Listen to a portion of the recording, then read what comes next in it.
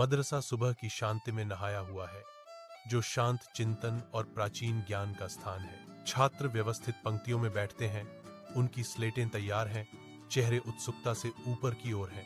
मौलवी साहब की आवाज शांत और सुखदायक ज्ञान के वादे के साथ हवा में भर जाती है।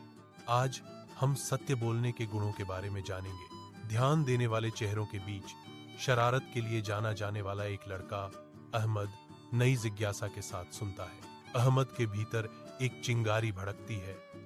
उसकी युवा आंखों में परिवर्तन का एक संकेत झिलमिलाता है। गर्म रोशनी मदरसा के कमरे को नहलाती है, जैसे मौलवी साहब अपने चौकस छात्रों से एक सवाल पूछते हैं। सभी की निगाहें मौलवी साहब पर टिकी हैं। हर छात्र उनके हर शब्द को आत्मसात कर रहा है। मौलाना साहब की आवाज कमरे में गूंजती है, अगर तुम गलती करोगे तो क्या करोगे?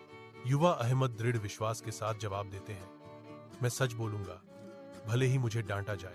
मौलवी साहब गर्व से मुस्कुराते हुए अपने ज्ञान से भरे शब्दों में कहते हैं, बहुत अच्छा अहमद, जो सच बोलता है उसके दिल में हमेशा शांति होती है। मदरसे के अंदर मौलवी साहब की कोमल आवाज कमरे में गूंजती है, क्योंकि वह एक कहानी सुनाते हैं।